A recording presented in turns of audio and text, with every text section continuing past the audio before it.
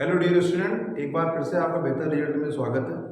पिछली क्लास में आपने मोलैरिटी और उसके कुछ एप्लीकेशंस के बारे में आपने पढ़ा था। उसी के आगे हम आपको लेकर चलते हैं विलेन की सांद्रता इकाई में नेट सांद्रता इकाई की ओर, नॉर्मलिटी की ओर। नॉर्मलिटी की डिफिनीशन हम आपको दिखाते हैं कि नॉर्मलिटी बताया जाता है कि किसी विलेन के 1 लीटर में घुले विलेय के ग्राम तुल्यांकों की संख्या विलेन की नॉर्मलता कहलाती है। बात समझने का प्रयास कीजिएगा कि लिखा हुआ है कि किसी विलेन के 1 लीटर में घुले विलेय के ग्राम तुल्यांकों की संख्या उस विलेन की नॉर्मलता कहलाती है। नॉर्मलता को हमेशा हम n से व्यक्त करते हैं, कैपिटल N से व्यक्त करते हैं। नॉर्मलता को व्यक्त किससे करते हैं? कैपिटल N से व्यक्त किया जाता है। इसमें जैसे अगर आपको निकालना है, मात्रक से भी आप परिभाषा निकाल सकते हैं। किससे निकालेंगे परिभाषा? मात्रक से भी परिभाषा आप निकाल सकते हैं। जैसे मान लीजिए इसका मात्रक अगर हम लिखते हैं तो मात्रक अगर इसका व्यक्त करेंगे हम सब लोग तो मात्रक इसका होता है, लिखते हैं कि ग्राम तुल्यांक प्रति लीटर। इसकी मात्रक की बात करेंगे हम इकाई में तो लिखेंगे ग्राम तुल्यांक प्रति लीटर। अर्थात बात किया जाएगा यहाँ पे कि 1 ग्राम तुल्यांक किसका, बात होगी यहाँ पे 1 ग्राम तुल्यांक किसका? विलेय का। किसका? विलेय का। मतलब विलेय का 1 ग्राम तुल्यांक विलेन के, किसके? विलेन के 1 लीटर में घुला है तो वह उस विलेन की क्या कहलाएगी? नॉर्मेलिटी कहलाएगी। क्या कहलाएगी? नॉर्मेलिटी होगी। क्या होगी? नॉर्मेलिटी होगी। अर्थात कि किसी भी विलेय के 1 ग्राम तुल्यांक उसके 1 लीटर में उपस्थित है तो वह उस विलेय की क्या हो सकती है? नॉर्मेलिटी हो सकती है। जैसे आप अगर आप सीधे याद करके आप निकालते हैं परिभाषा तो सीधी निकाल कर परिभाषा अगर आप बताते हैं तो बताया जाता है कि 1 लीटर की किसी विलेय की 1 लीटर में घुले विलेय के ग्राम तुल्यांकों की संख्या उस विलेय की नॉर्मलता कहलाती है। आप सीधे अगर मात्रक जानते हैं, इसको इंग्लिश में इसका मात्रक लिखा जाता है तो लिखते हैं कि ग्राम इक्विवेलेंट प्रति लीटर लिखा जाता है। क्या लिखते हैं? ग्राम इक्विवेलेंट पर लीटर लिखते हैं। तो आप बता सकते हैं कि जो आगे वाला होगा या इसको अगर हम ऐसे भी लिखें कि ग्राम इक्विवेलेंट पर लीटर तो ऊपर वाला जो होगा ये हमेशा किसको बताएगा? ये आपके विलेय के बारे में बताएगा। किसके बारे में बताएगा? विलेय के बारे में बताएगा। और जो नीचे वाली बात होगी हमेशा किसके बारे में बात होगी? आपके विलेन के बारे में बात होगी। किसके बारे में बात होगी? विलेन के बारे में। तो बोला जाएगा 1 ग्राम इक्विवेलेंट में 1 ग्राम इक्विवेलेंट कोई भी विलेय का पदार्थ उसके 1 लीटर में उपस्थित है तो उसकी क्या कहलाएगी? नॉर्मेलिटी कहलाएगी। अब सीधे हम आते हैं कि नॉर्मेलिटी, जैसे कि हम बात करते हैं इसमें कि नॉर्मेलिटी की अगर हम देखते हैं कि आप सूत्र कैसे अप्लाई करेंगे तो सूत्र इसका ऐसे अप्लाई किया जाएगा कि n बराबर WA इंटू 1000 बटे इक्विवेलेंट वेट इंटू VML। ये नॉर्मेलिटी का अपना एक अच्छा सा क्या होता है? फार्मूला। नॉर्मेलिटी में बताया जाता है कि n बराबर WA इंटू 1000 अपॉन इक्विवेलेंट पर इक्विवेलेंट इंटू VML। अब बात होती है इसमें कि WA क्या है? तो आपने मोलैरिटी में आपने इसको देखा होगा कि WA जो बताया गया था ये आपका विलेय का भार है। कौन है? विलेय का भार है। बात होगी इक्विवेलेंट, ये आपका जो होगा यहाँ पे अभी तक आप मोलैरिटी में आप क्या करते थे कि विलेय का भार उसी का अणुभार रखते थे, लेकिन यहाँ पे क्या होगा कि यहाँ पे लिखेंगे हम विलेय का अणुभार रखेंगे। क्या रखेंगे? विलेय का अणुभार रखेंगे। और बात होगी किसकी? VML की अगर बारे में बात होगी तो ये आपके विलेन का आयतन होगा। ये आपके विलेन का आयतन होगा। तो अब सूत्र आप सीधे निकाल सकते हैं कि n बराबर WA into 1000 upon equivalent into VML। n तो पता ही क्या होगा, n को भी व्यक्त किया जाए, n जो होती है वो किसी विलेन की नॉर्मलता होती है। तो n बराबर जो होगा इसमें बताया जाएगा कि विलेन की होगी क्या? नॉर्मलता होगी। तो ये आप एक अच्छा सा क्या हो गया, आपका सूत्र हो जाएगा। बात किया जाएगा कि नॉर्मलता को हम मात्रक में कैसे व्यक्त करेंगे तो नॉर्मलता का अपना एक अच्छा सा मात्रक की बात किया जाएगा। नॉर्मलता का अपना एक अच्छा सा मात्रक होता है। तो मात्रक एक मात्रक जब लिखोगे तो बताया गया तो आप परिभाषा निकाल सकते हैं। क्या परिभाषा हम निकालेंगे, लिखेंगे ग्राम इक्विवेलेंट पर लीटर, या हिंदी में लिखोगे तो हिंदी में लिखा जाएगा क्या, ग्राम तुल्यांक प्रति लीटर। क्या लिखेंगे हम सब लोग, लीटर लिख सकते हैं, या इसकी छोटा सा एक मात्रक और लिख सकते हैं हम लोग, नॉर्मलिटी का मात्रक, इसको बोलते हैं नॉर्मल। क्या लिखते हैं, नॉर्मल। तो यदि आपको परिभाषा क्लियर करनी है तो परिभाषा क्लियर करने के लिए आप इस मात्रक को प्रेफर कर सकते हैं। और सीधे सीधे कोई न्यूमेरिकल लगा रहे हैं, न्यूमेरिकल में आपके पास टाइम बहुत ही कम बचा हुआ है और उसमें से मात्रा को रिप्रेजेंट करना है, तो मात्रा को रिप्रेजेंट हमेशा किससे करेंगे, नॉर्मल से कर सकते हैं। इसमें कोई दो राय नहीं है कि आप दोनों को रख सकते हैं, दोनों को रखेंगे आपका रंग नहीं काटा जाएगा, ठीक है। अब अगर इसे बात करें कि हम विलेय के अणुभार के बारे में बात करते हैं, सॉरी ये आपका तुल्यांक भार, ये आपको विलेय का तुल्यांक भार होगा, यहाँ पे क्या लिखा जाएगा, यहाँ पे विलेय का तुल्यांक भार लिखा जाएगा, विलेय का तुल्यांक भार लिखा जाएगा। तो अब हमको अगर किसी पदार्थ का तुल्यांक भार की गणना करनी है, किसी पदार्थ के तुल्यांक भार की गणना करनी है तो लिखा जाता है यहाँ पे, आप देखो ये तो नॉर्मलिटी की आपकी परिभाषा हो गई, नॉर्मलिटी के बारे में बात हो गई, नॉर्मलिटी की आप डेफिनेशन कैसे निकाल सकते हैं, नॉर्मलिटी के आप मात्रक से अपने डेफिनेशन को क्लियर कर सकते हैं, उसके मात्रक के बारे में बात हो गई, उसकी छोटी सी क्या हो गई, फार्मूला हो गया, उस फार्मूला को अप्लाई करके आप क्या कर सकते हैं, आप क्वेश्चन को सॉल्व कर सकते हैं। लेकिन जब तक आप किसी यौगिक की इक्विवेलेंट वेट की गणना नहीं करेंगे तब तक आप क्वेश्चन आपका क्या इनकम्प्लीट है, अधूरा है। तो सबसे पहले क्वेश्चन में हम क्या करेंगे कि उस पदार्थ की या उस यौगिक की हम क्या करेंगे, तुल्यांक भार निकालेंगे। तो किसी यौगिक का तुल्यांक भार निकालते हैं, क्या निकालते हैं, तुल्यांक भार। तो तुल्यांक भार निकालने का जो फार्मूला है, तुल्यांक भार ज्ञात करने का जो फार्मूला है वो अलग अलग किताब में अलग अलग तरीके से दिया हुआ है, लेकिन आप मोस्ट एप्रोप्रिएट में देखिएगा कि जो सबसे सरल लगे, कम समय में आप जल्दी से उसमें क्या करें, रिजल्ट प्राप्त करें, तो उसमें लिखा जाएगा तुल्यांक भार बराबर यौगिक का अणुभार बटे। अब देखिए किताब में दिया हुआ है कि यहाँ पे आप एन फैक्टर रख सकते हैं, एनसीईआरटी में दिया हुआ और सारी किताब में दिया हुआ है, आप यहाँ पे एन फैक्टर रख सकते हैं। यहाँ पे आप धनायन ऋणायन की संख्या भी रख सकते हैं। कहीं कहीं किसी किताब में दिया हुआ है कि H प्लस आयन के बारे में बात किया है कि आप टोटल क्या करिए, यौगिक का अणुभार रखिए और यौगिक के अणुभार का भाग किससे करिए, H प्लस आयन से करवा दीजिए। तो यहाँ पे आपको क्या करना है कि तुल्यांक भार निकालने के लिए कि आपके लिए क्या कि यौगिक का अणुभार बटे, आप यहाँ पे लिख सकते हैं एन फैक्टर भी लिख सकते हैं, कोई दिक्कत नहीं पड़ेगी। आप यहाँ पे लिख सकते हैं कि यौगिक का अणुभार बटे, यहाँ पे आप लिख सकते हैं H प्लस आयन की संख्या भी लिख सकते हैं, H प्लस आयनों की संख्या से भी भाग कर सकते हैं, कोई दिक्कत नहीं। लेकिन आपको सबसे स्मार्ट तरीका यूज करना है। स्मार्ट तरीका इसमें क्या यूज करना है कि अगर किसी यौगिक का तुल्यांक भार निकालना है, लिखना है इक्विवेलेंट वेट ऑफ कंपाउंड। अगर किसी भी कंपाउंड का आपको इक्विवेलेंट वेट रखना है तो आप लिख सकते हैं कि यौगिक का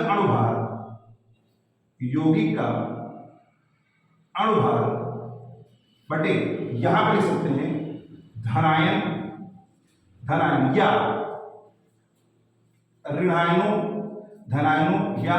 ऋणायनों की संख्या। आपके सबसे अच्छा और सबसे सरल तरीका जो है वो आपका ये निकल के आएगा कि आप यौगिक का आप तुल्यांक भार अगर निकालना है तो आप लिख सकते हैं कि यौगिक का अणुभार बटे धनायन या ऋणायनों की संख्या से आप भाग कर सकते हैं। जैसे हम आपको चाहते हैं कि आपको एक ही बोर्ड में समझाया जाए कि आप स्क्रीनशॉट आसानी से उसको कर सकते हैं, तो आप इतना पहले स्क्रीनशॉट कर लीजिए जल्दी से। जैसा कि अभी आपने देखा, आपको मैंने तुल्यांक भार निकालने के 3 फार्मूले दिए। सबसे अच्छा फार्मूला आपका था कि जिसमें आपको बताया गया कि अगर इक्विवेलेंट ऑफ कंपाउंड निकालना है, एक बार फिर से देख लीजिएगा, इक्विवेलेंट वेट ऑफ कंपाउंड अगर रखना है तो बताया गया है कि यौगिक का अणुभार अपान धनायन या ऋणायनों की संख्या, क्योंकि देखिए आप फार्मूले में आप अपना एन फैक्टर भी रख सकते हैं। एन फैक्टर में बच्चे कंफ्यूज हो जाते हैं। आप अपने क्या कहते हैं, जैसे धनायन बताया गया, H प्लस आयन की संख्या के बारे में बात किया, तो मान लें किसी कंपाउंड में H प्लस आयन की संख्या निकल के आ रही है तो बच्चे कभी कभी कंफ्यूज हो जाते हैं कि जब H प्लस आयन नहीं दिया गया है तो वहां पे धनायन में रखा क्या जाए। तो उसके लिए हम यहाँ पे बताते हैं कि आप H प्लस आयन की को क्या करेंगे, हटा दीजिए। H प्लस आयन से कोई मतलब नहीं है, यहाँ पे आपको एन फैक्टर से कोई मतलब नहीं है, यहाँ पे आपसे धनायन या ऋणायन की संख्या से आप भाग करवा लीजिए, बस एक ही काम करिएगा। किसी यौगिक का निर्माण जो होता है वो हमेशा धनायन ऋणायन की संख्या की क्या होता है, उससे बराबर होता है। तो जैसे हम बताते हैं यहाँ पे हम एक कंपाउंड में लेते हैं, जैसे मान लिया गया कि बहुत पॉपुलर कंपाउंड है आपका H2SO4। कौन है? H2SO4। अब H2SO4 का मैंने हमको क्या निकालना है, अणुभार निकालना है, जो कि अपने 11 में बेसिक नॉलेज को आपने सीखा होगा। जैसे अब यहाँ पे निकालते हैं, तो अब जैसे H2SO4 का अणुभार निकालेंगे तो किसी भी तत्व का परमाणु भार ज्ञात करने के लिए या अणुभार ज्ञात करने के लिए हम उस तत्व का परमाणु क्रमांक ज्ञात होना बहुत ही ज़्यादा आवश्यक है। कम से कम 30 तत्वों के परमाणु क्रमांक आपको ज्ञात होना आवश्यक है। तो जैसे यहाँ तक हम बात करते हैं, तो यहाँ पे निकालते हैं तो हाइड्रोजन का रखा रहता है 2 प्लस सल्फर का होता है 16 दूना 32, और यहाँ पे ऑक्सीजन का रखते हैं तो ये 64 हो जाता है। तो ये टोटल आपको निकाल के जब आएगा तो ये कितना हो जाता है 3234 और प्लस ये 64, तो बराबर यहाँ पे निकल के आएगा कितना 98। तो ये 98 आपका अणुभार हो गया। क्या हुआ? अणुभार हो गया। अब हमको देखिए अणुभार हमारा 98 निकल के आया, लेकिन हमको निकालना क्या है, हमको निकालना है तुल्यांक की बात। तो जब हम H2SO4 को तोड़ेंगे तो H2SO4 टूटेगा, डिसोसिएट होगा, तो ये टूटेगा 2H plus ion plus SO4 double minus. तो यहाँ पे देखिए हमने कहा धनायन क्या तो ऋणायन दोनों से आप कर सकते हैं, कोई दिक्कत नहीं पड़ेगी यहाँ पे। तो अब यहाँ पे धनायन, तो यहाँ पे 1H प्लस का 1 चार्ज है, 2H प्लस का कितना चार्ज है 2, तो यहाँ पे धनायन बराबर कितना है, धनायन बराबर 2, और ऋणायन बराबर कितना है यहाँ पे, अगर हम ऋणायन के बारे में बात करें तो ऋणायन बराबर में कितना है 2। देखिए तो अब यहाँ से हमको रखना क्या है कि हमको निकालना क्या है, इक्विवेलेंट वेट H2SO4। तो H2SO4 का रखेंगे कितना 98 बटे कितना 2। तो यहाँ पे आपको जो लाइन के बाहर निकल के आएगा कितना निकल के 49 निकल के, अर्थात H2SO4 का जो अणुभार वो कितना है 49 हो गया। बात समझ में आई होगी आपको। जैसे एक कंपाउंड और ले रहे हैं रैपिडली, जैसे हमने लिखा क्या NaOH का निकालना है, तो अब NaOH का आपको लाइन के बाहर निकाल के लाना है, जिसका अणुभार निकालेंगे तो सोडियम का परमाणु भार 23, हाइड्रोजन का 1 और ये कितना 16, तो ये कितना हो जाता है टोटल 40 होता है। कितना होता है 40। अभी 40 हो गया तो यहाँ पे हम रखेंगे क्या, ये आपका अणुभार हो गया, क्या निकला है अणुभार निकला है। अब हमको निकालना क्या है इक्विवेलेंट वेट ऑफ NaOH। तो अब NaOH को तोड़ना है, तो जब NaOH को हम तोड़ेंगे भैया तो NaOH में टूटेगा तो Na प्लस में टूटेगा और OH माइनस में। धनायन और ऋणायन की संख्या आपको दिखाई पड़ रही होगी कि धनायन कितना निकल गया है, ऋणायन कितना निकल गया है। तो यहाँ पे लिखिए क्या 40 बटे A बराबर अणुभार कितना हो गया 40। ये आपका नॉर्मेलिटी के थ्रू आपका इक्विवेलेंट वेट निकालना हो गया। आशा है आपने इसको सीखा होगा अच्छे से। अब इसी के वजह से हमने क्या किया था कि हमने एक सूत्र लिखा है, सूत्र एक बार फिर से देख लीजिएगा कि N बराबर WA इंटू 1000 बटे इक्विवेलेंट वेट इंटू VML। ये आपका सुंदर सा क्या था फार्मूला था, और फार्मूला में हमने क्या किया था तुल्यांक के भार आपको निकालना था। तुल्यांक के भार में निकालना आपको क्या किया आशा बता दिया होगा, आपको समझ में आ गया होगा। अब इसी प्रकार में क्वेश्चन लिखते हैं, और क्वेश्चन में लिखते क्या है कि 9.8 ग्राम H2SO4 कितना 9.8 ग्राम H2SO4 500 ml जल में घुला हुआ है, जल में विलीन है तो